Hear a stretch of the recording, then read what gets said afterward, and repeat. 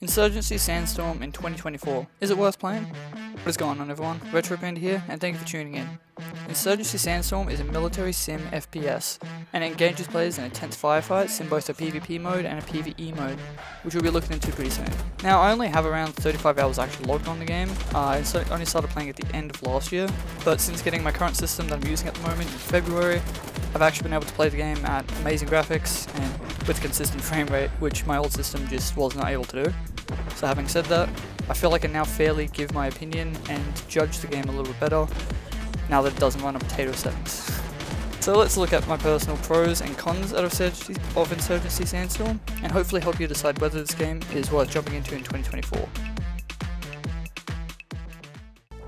Let's take a look back at the history of the Insurgency series. Made by New World Interactive and later published by Focus Entertainment, it was a series that started way back in January of 2014, releasing to mainly positive reviews and praise for its realistic gunplay and difficult learning curve. With the first game simply titled Insurgency, it then had two more follow-ups after that, with the World War II game, Day of Infamy, gaining more positive praise, and then of course the beautiful follow-up to the first Insurgency, Sandstorm.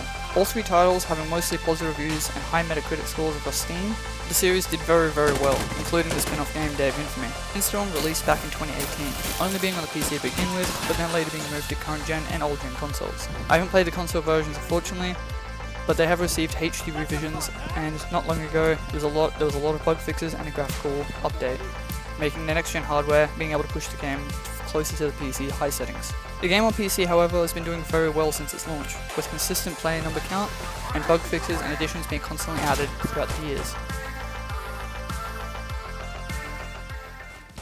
We'll take a look at the pros first. The game does an amazing job at creating intense gunfights and really immersing you in the chaos that happens. The sound design is perfect on both headphones and speaker systems, whichever one you're using, delivering quality gun and bomb sound effects. The graphics are quite nice as well and offer very different settings to allow most systems to run the game smoothly, meaning that older systems can run the game and newer systems can obviously run the game a lot better, which means that a lot of people can jump into this game and get a better feeling of it. Now I'm currently running the game on a 4060 Ti, which provides some truly beautiful scenes and moments between the chaos. Playing on the Oceanic servers, which can be problematic for finding matches on most games, hasn't been a problem for me here.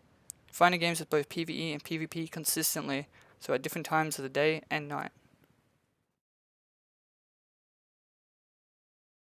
Take a look at the cons now, because not every game is perfect and there are some flaws here. With the AI and PvP in the PvE mode, they aren't always on point with what they're actually doing, sometimes beaming you from across the map with aimbot-like accuracy, and then other times they just stare at you and do nothing. I've had matches where 4 to 5 of us will be killed by a single bot, and then other matches we just clear everything without even dying once. Next thing to note is microtransactions. They are very present here, and they are in Cosmic only, but they still block out all gun camos behind these paywalls, and most of the cool and unique sets are also blocked behind these DLC paywalls. Something that personally doesn't bother me, but it is something to note of the game. And the PvP has some balancing issues. I can get into games where there's a pretty even balance of skill across the board, and it can be really fun, and then other times I just have the enemy team all over 500 and just wipe everyone on this team and make it a very unenjoyable experience.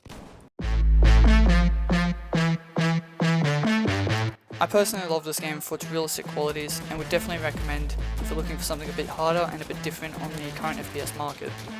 Not as twitchy or as sweaty as Valorant or CSGO, and definitely not as arcadey or ridiculous as COD and Apex have been recently. On Steam, the game does have a price tag of approximately $45 Australian. That's just the base price of the game, not without sales. However, it is free on the PC Xbox Game Pass, so depending which launcher you want to use, there is a bit of a price tag on it. In 2024, New World Interactive unfortunately got in some hot water when they were being absorbed by Embracer Group in 2020, with Embracer making some horrible decisions which then led to the layoffs at the company. They have confirmed Insurgency is safe for now, with the game not being affected. However, they have had, as a company, a rough start to the year. Fuck you, Embracer. With all that said and done, I do believe this game is worth the time and money in 2024, still having a very high player count across all platforms and regions. And I think it delivers and provides a unique FPS experience that most games on the market just don't.